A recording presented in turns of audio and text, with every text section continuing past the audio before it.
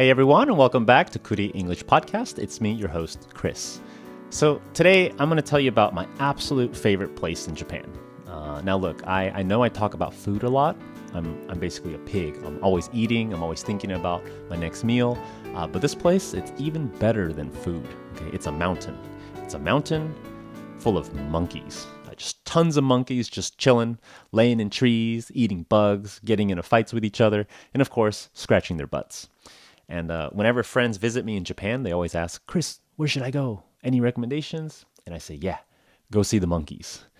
So in this episode, I'm going to be telling you about the Monkey Mountain and also about stuff you can do nearby. And if you've already been to Monkey Mountain, I should tell you I've been there like 5 times, and I'm kind of a weird person who talks to staff. So hopefully I can tell you something new that you didn't know about. For example, like the Monkey Mafia system, which I think is pretty cool. Anyways, let's get started, but right after this break.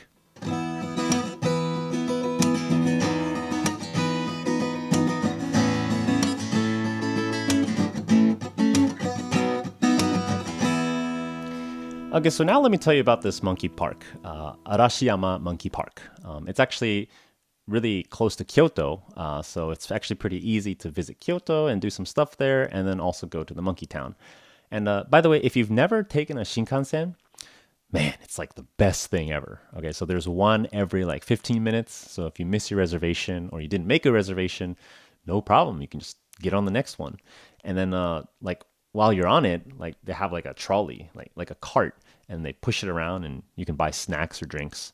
It's like Harry Potter. In Harry Potter, they have a lady walking through the train, and she says like, "Anything from the trolley? Anything from the trolley?" Like, which is like do you want to buy anything? And then Harry Potter buys some magic chocolate frogs or something like that. But on a Japanese Shinkansen, you'll hear like, "Oyatsu ikaga deshouka? Oyatsu ikaga deshouka?" And then if you want, you can buy some snacks. But the Shinkansen is like a really wonderful thing. They even have like this magical thing called free Wi-Fi, and like you tell them your email, and poof, like magic, your phone is connected to the internet. It's almost like a business class flight, except you actually have signal. Like your phone works, and it's not that bad. So you can just like chill on the train. You can do whatever. You can even listen to a podcast. I heard there's a really good podcast called Kuli English Podcast. I'm just kidding. You don't have to listen to that. You can listen to music. You can message your friends. And then when you're almost to Kyoto, you're going to hear the classic announcement. Bing, bing, bing, bing, bing, bing. まもなく京都です。停車を速やかに発車いたします。今日も新幹線をご利用くださいまして、誠にありがとうございました。Ladies and gentlemen, we will soon make a brief stop at Kyoto. You only have a few minutes at this station. Please be careful not to miss your stop. Thank you. And by the way, that English announcement, it is a native English speaker, but it's got like a special pronunciation. The original recording was done by a Canadian who was trying to do a British accent. And then after that, they got a new person. They got an Australian person, and they told her, you have to make it sound the same. And she's like, what? But it's not a Canadian accent. It's not a British accent. They're like, no, you have to make it sound the same. So then, she like basically tries to copy the Canadian British accent thing. So then now you have like this English announcement that's like a mix of like all the accents. But anyways, you go to Kyoto, and then you can spend some time looking around Kyoto if you want. So Kyoto is famous for like old traditional stuff, like old streets, old buildings, old people, and old fashions. So you'll see people wearing kimonos, which are like traditional Japanese clothing. And then, but actually, like most of the people walking around in those kimonos, they're actually Chinese tourists. So you'll see white tourists taking pictures of Chinese tourists, and then the Chinese kimono girl will be thinking like, "Oh, I'm so pretty. Everybody wants to take a picture of me," and it's really great. If you see this, just let it happen. It's a beautiful thing. Everybody's having fun. And of course, if you also want to rent a kimono and walk around, then I have a recommendation for you. So you should just go all in. Okay, so get everything. You got to get the umbrella thing. You got to get the fan thing. You got to get the matching shoes. You got to get your hair done. You should just do everything. And remember to take lots of pictures and have lots of fun. So anyways, it's a really cool street area. But like eventually you're going to want to go to this main bridge thing. there's this bridge. It's a really famous bridge, and it's known as the most famous thing in Arashiyama, which is messed up, right? Like it feels wrong because it should be the monkeys that are the most famous thing. But don't worry, we'll talk about the monkeys soon. So for now, you can go up to the bridge, take some pictures, and then if you finally once you cross the bridge, you'll reach the Monkey Mountain, Arashiyama Monkey Park. Yay, we made it. Okay, let's take a short little break.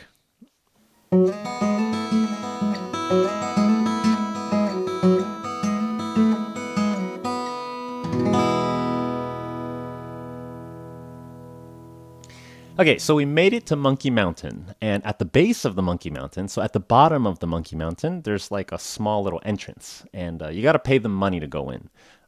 It's gonna cost about 600 yen, which is like $4. And they'll give you like a little paper that tells you some information about the monkeys.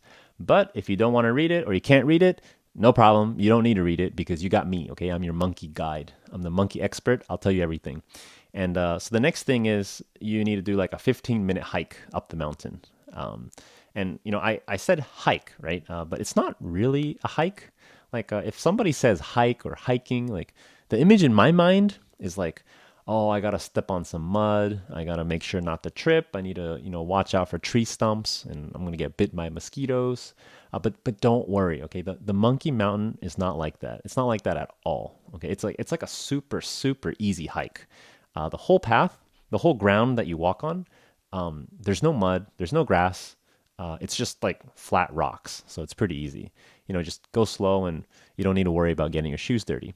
And also, the whole way there is shaded. It's covered in shade from the trees, so there's no like direct sunlight. It's actually a pretty casual hike, a pretty easy hike, but mosquitoes are everywhere in Japan. Okay, so like this place is a good place, but there's mosquitoes here, and so definitely feel free to bring some mosquito spray or like bug spray or something, or you can you can do something else. You can bring a friend who's really tasty, so that the mosquitoes like eat them instead, and they leave you alone. And it's actually really sad because I'm like one of those. I'm the tasty friend. Like the mosquitoes, they love eating me. I don't know why. I guess my blood tastes good. So anyways, as you go, every now and then you'll see these like wooden signs off to the side, and the signs will tell you things about monkeys. Like it'll say stuff like, "Saru o mikakeru kamoshimasen." You might see monkeys, and it's like, duh, of course. Like this place is literally a monkey park. We all knew that there would be monkeys here, and that's why we came here. But these signs, they're meant for kids, so it's supposed to be easy to understand and fun for kids, and it's kind of cute. And sometimes they have like a sign with a pop quiz with like a question too. So let me give you an example. So let's learn about monkeys. さて、NG 行動はどれでしょうか? Which of these is bad? And then A, looking at the monkeys from a distance. B, taking pictures of the monkeys with the flash off so they don't get startled, so they don't get surprised. And then C, throwing rocks at the monkeys. どれだろう? I wonder which one it is. Okay, so the answer is, drum roll, C, throwing rocks at the monkeys. And that makes sense. You should not throw rocks at the monkeys. If you throw a rock at a monkey, he's going to get mad. He's going to call his 20 friends over, and there's going to be 20 monkeys, and they're all going to gang up on you. They're going to team up on you. So don't throw rocks at monkeys. Okay, don't throw rocks at people. Don't throw rocks at anyone. Just be nice. Okay. So we passed the quiz, hopefully, and so we can finish the rest of the hike up, and then we reach the top. Yay! And then once you're at the top, you made it to the monkeys. And as promised, there's going to be a ton of monkeys just walking around, just living life.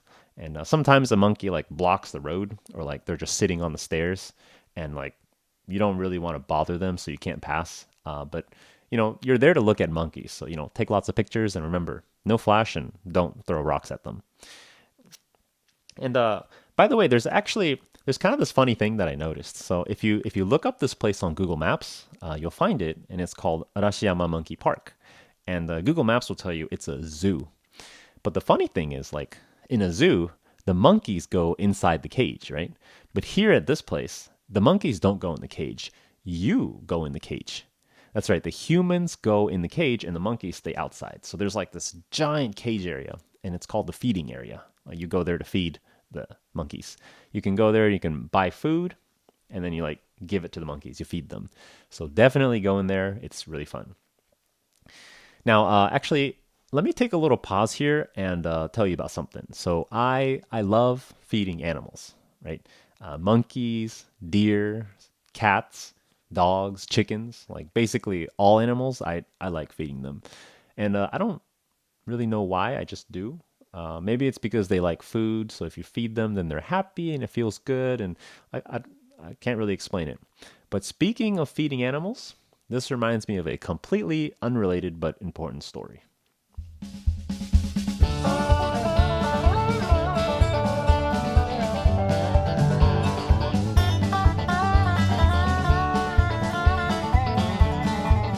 Hey everyone, if you like feeding animals, I think you'll enjoy this story. So back in high school, I had a friend named Garrett, and Garrett had a pet chicken. And I remember one day in high school, he showed me a video of his chicken just walking around and, doing its thing. So making chicken noises like buck, buck, buck, buck, buck, and then eating some grains and stuff like that. It was actually really cute.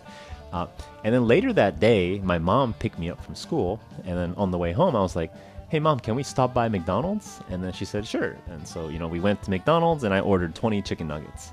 And I remember sitting there eating my chicken nuggets and I'm thinking, man, Garrett's chicken was really cute. These chicken nuggets are also pretty good. And, just to be clear, I wasn't thinking about eating Garrett's chicken. Okay, like I wasn't like, wow, I want to eat his chicken right now. No. I was appreciating like two different things separately. So number one, there's a cute chicken. Number two, there's like delicious chicken nuggets. But high school was like 15 years ago, and chickens don't live that long. So that means Garrett's chicken is no longer with us, which means like buck, buck, buck, buck, buck, like the chicken's dead.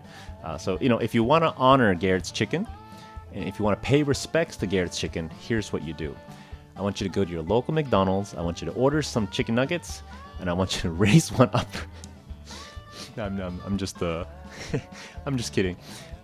Sorry, this is all just a really dumb joke. It's not an ad. It's not a coupon. There's no discount. But I just wanted to tell you about Garrett's chicken. And if you want, you should go eat some chicken nuggets. Anyways, let's get back to the main story. Actually, yeah, I need to take a music break.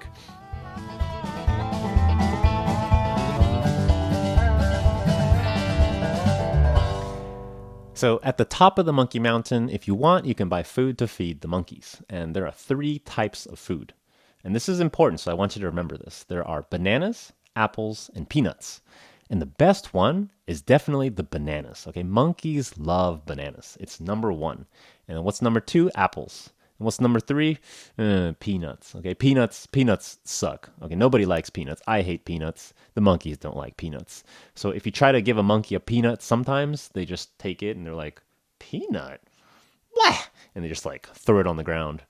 And they don't even eat it sometimes. But all 3 of these, so like the peanuts, the apples, the bananas, they're all the same price. It's 100 yen for like a little bag. So my recommendation is that you only buy the best one. You just buy bananas, okay? If you want to buy like 5, just buy 5 of the banana bags, okay? Bananas are the best. But yeah, have fun feeding the monkeys. And probably everybody likes feeding monkeys, I think. Unless you're like scared of animals or like scared of monkeys. And I know. I can teach you how to make the monkey scared of you. So let me tell you a little bit about the monkey culture. So in monkey culture, if you stare at a monkey, if you look into their eyes, you're basically saying like, you, me, outside now. Like it means you want to fight. And if you're listening to this podcast, well, you're a human, so you're like basically a really, really big monkey. You're even bigger than like the biggest boss monkey, who's like the size of a 6-year-old kid.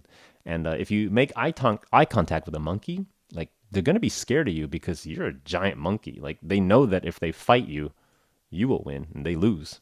And it's kind of funny because sometimes like they get mad because they want to look tough. Okay, they don't want you to think they're weak. So if you look at them, and like they'll probably look back at you and then they open their mouth like and it's like they think you're their dentist, and then they're like showing you their teeth and they're like, just so you know, I bite. But they're actually scared of you. So, anyways, like eye contact, if you look into their eyes, it's considered rude. But you know, we're humans, so like we're not used to that culture. Like in human culture, eye contact is actually good. Like if you're meeting your friend and you're saying hi, nice to meet you, it's pretty normal to like make eye contact. Like it's actually a good thing. In fact, if you don't make eye contact and you meet someone, you're like looking away, you know, you're like, hi, nice to meet you. And then you look away. Like, you might give like a weird first impression, like a weird, like, daiichi insho. But in monkey culture, it's different. You're in monkey land, you're not in human land. So you got to remember their culture. And so when you feed the monkeys, the polite thing to do is to not stare at them. Okay. You can kind of turn your head away and then like actually I shouldn't turn away from the microphone, but you can turn your head away and then you can look at them from the side, and that's like polite. If you look straight at them, like straight at them, then that's considered rude, and sometimes they get mad. And you know they have pride. Sometimes they'll reject your food. So like you offer some apples or something, and they'll like slap your hand and they'll be like, "I don't want it anymore." Or like they'll take your apple, and then if you like stare at them, then they'll throw it back at you. And they're like, "Nah, what? You think I'm weak? You think I want your apple? Look at my mouth. Look at it. I got teeth." And then you know, but if you have a banana, then they're like, "Oh, gimme, gimme, gimme, gimme." Like they're not willing to lose the banana. So that's why I recommend the bananas. Okay, they love the bananas so much. Like you can even look at them and you make them mad, and then once they're mad, you give them the banana and they instantly forgive you. Okay, so they go like, "Hey, you looking at me? Namen I'll fight you. I'll take my mouth and I will come to you. I will put my mouth. Oh, banana!" And then you know the banana is your ticket to becoming a monkey god. Okay, so you don't get this kind of power with apples or peanuts. Only the banana. And remember, like you are a human, so you have actually a lot of power. If you wanted, you could go to a store and buy like 10 bananas and eat them all yourself. And like you also don't have to fight anyone to get the bananas. Uh, so you know, like you can mess with these monkeys, you can bully them, you can play with them, make them mad, whatever. But in the end, I think you should give them some bananas. You give them some bananas, and you will make their day. Like you're gonna make them have a great day. So actually, maybe it's time for me to eat a banana. So let's take a short little music break.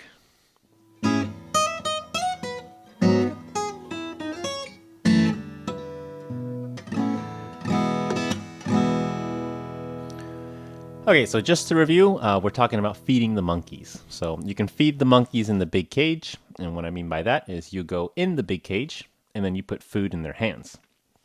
And remember, they love bananas, which I guess is like really easy to remember. Like monkeys love bananas, of course.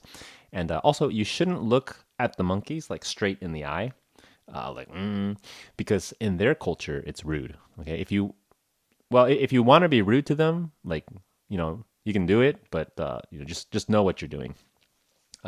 So, anyways, there's actually another feeding event. So basically, in this feeding event, like every monkey gets to eat. It's like a giant buffet. So every couple of hours, a staff member brings out a giant bucket of nuts, and then he walks around and he like throws a little here, he throws a little there. He's like the flower girl at a wedding. He just flowers for you, except it's nuts for the monkeys. So then the monkeys all like start following him, and he's basically like, "Hey, come here! Like I got some good stuff." And then all the monkeys are like, "Oh, dude, I want some nuts! I want some nuts! Let's go, let's go!" And then you have like this like Disneyland parade, but it's just monkeys. And then they actually like play music on the speakers too, so it's really easy to know like when it's about to start.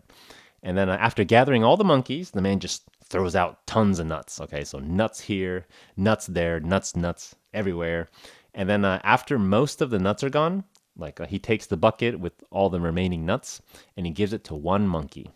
This monkey is the king monkey. Okay, he's the boss. He's the leader of all the 150 monkeys. And there's like a little tree stump, which is like a monkey dinner table. And then the boss monkey is just sitting there and he's waiting. He knows it's coming because he gets it every time. And then, you know, the staff member dumps all the nuts onto the table. And then the boss monkey just eats however much he wants. And then after he's full, he just leaves. And then a bunch of other monkeys, they come and they eat the leftovers. And, you know, like now you might be thinking, who is this king monkey? And how did he become the king? Well, I'm going to tell you more about it, but first, I think I need to eat another banana, so I'll be right back. Let's take a short little music break.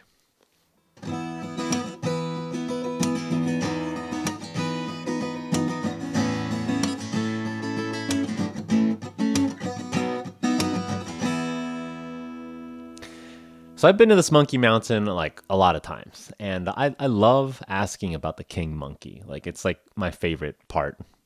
And I remember once I asked the staff, I was like, "Oh, where's the boss monkey?" And then like, he's like, "Oh, he's on the roof." And we look at the roof and we see the boss monkey with like his girlfriend, and he's like doing some monkey business with the girlfriend. And I was like, "Oh, is that the king monkey and his girlfriend?" And the staff was like, "Ima no kanojo desu ne," like, which means like, yeah, that's his girlfriend for now. So he's like the boss of over 150 monkeys, so he's got a lot of girlfriends, and he probably changes his girlfriends like multiple times in a single day. uh, so anyways, let me tell you about the monkey ranking system. So at the very top you have the boss monkey. Okay, so the boss monkey, the monkey king, he's number one. Okay, he's the top. And then you have his henchmen, his kobuntachi. So like he's got like his close buddies, and most of the monkeys, if they're not like in the top 10, or if they have no relation to the boss monkey, then they're just what I call a loser monkey. So they have no power, and everybody respects the king monkey. If the king monkey doesn't like you, then you get beat up. And the thing is, most of the fights with the king monkey, like it's not even the king monkey who does the fighting. It's his henchmen. It's his kobuntachi, his little bros like that do all the fighting for him. So if you're a loser monkey and you want to become the king, then you got to fight the whole team and you got to win. So like even in the monkey world, like teamwork is very strong. I can imagine like I can imagine a movie being made about this, like a loser monkey becoming the top monkey. Oh, I got to fight like three monkeys at once. So what's so good about being the king monkey? It's like I said, you get a lot of nuts. So you get the nuts. You get a lot of monkey girlfriends, and all the monkeys know who you are and they respect you. But there's more. Okay, even the human staff members, they also know who the boss monkey is, and they respect him too. Yeah, the humans respect the boss monkey, right? The little small little monkey, 6-year old kid size monkey. So, for example, if the king monkey like comes to the area where they sell bananas, he just looks at the human staff, and he gets a free banana, a whole free banana. Okay, not the little 100 yen banana pieces. That's like not a whole banana. That's like a third of a banana. But the king monkey, he gets a whole banana, and this banana is what I call the appeasement banana. And what does appeasement mean? Appeasement is when you give something to a bad guy, and it's like a payment so that the bad guy doesn't go and do bad things. So, for example, if you give the king monkey a whole banana, then he's going to go home. If you don't give the king monkey a whole banana, he's going to go home and, he's hungry. So he's going to go beat up the other monkeys and take their food because he's strong and he's the boss. He can do whatever he wants. But if you give him this appeasement banana, then he feels appeased. He feels satisfied. So, he's going to eat the banana. He's like, oh, I'm good. I'm happy. I'm full. And so he's not going to go like beat up the other monkeys. And the staff told me that in the past, this used to be a problem. So like in the morning, the king monkey and his henchmen, they would like scare off all the other monkeys so that the whole feeding cage is just them. So it's like those three, right? So you got the boss and his two little henchmen, and they own the whole cage. And then so they get all the food. And then if any other monkey comes to take food, then they just beat them up because they're strong. And I guess they can do that. So what they started doing is they just started giving the strong monkeys food from the beginning. So you call the boss monkey over, and you're like, here you go, have a banana. And here's a banana for your friend. Here's a banana for your other henchman. And then so then those monkeys are full, and they don't have to like beat up the other monkeys. So they have a special rule. Okay, if the boss monkey comes, he gets a free banana. If a strong monkey comes, then they maybe also get a free banana. And then if a loser monkey comes, no free banana. And it's really funny because sometimes you'll see like the boss monkey, and he'll come and he gets a free banana. And then some other monkey will see that and they'll think, wow, I want a banana too. And so they come and they look at the staff. They're like, can I have a free banana too? Come on. And then they never get one because, the staff know that like that guy's a loser monkey. And then the little monkey, like they try to look tough, and they look at the staff member. They're like, eye contact. I'm gonna look at you. Look at me. I'm strong. And they open their mouth. They're like, look, I got teeth. But the staff, they deal with this all the time. Okay, they're very experienced. So they see this and they take one look at the monkey and then they stare at them. They just stare at them for like a couple seconds, and then the monkey goes, oh shoot, and then they step back a little bit. You can't scare the staff. Okay, the staff are like, they're stronger than the boss monkey. So this free banana spot, it's a great spot. You can definitely hang out nearby, and sometimes you'll see this. That's what I highly recommend.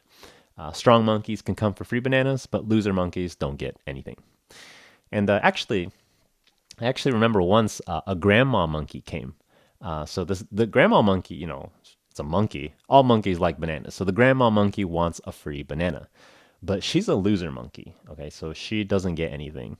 And then the grandma is like, okay, I don't care. I can wait. So the monkey just lays on the ground, like right in front of the staff.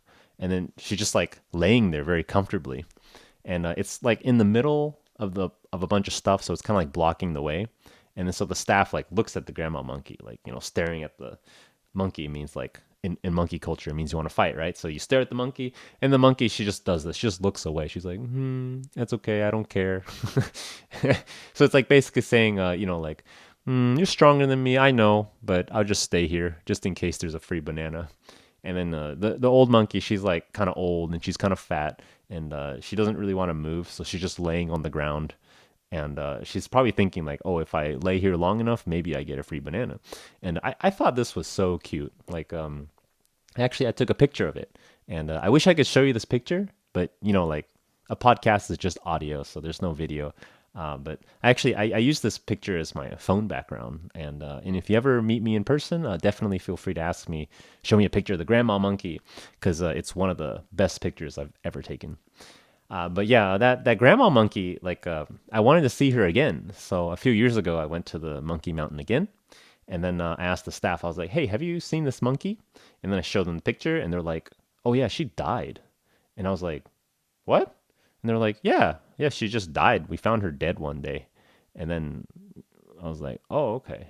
So remember, these monkeys are wild monkeys, okay? They're not pets. And they're just living on the mountain. So, you can come. You can feed them some bananas. You can take pictures, and it's like a lot of things in life. Just enjoy it while you can, because sometimes life will move on even if you're not ready for it. So, life lesson from the monkeys: enjoy the moment, and maybe give your grandma a banana too. Okay, let's take a short little break.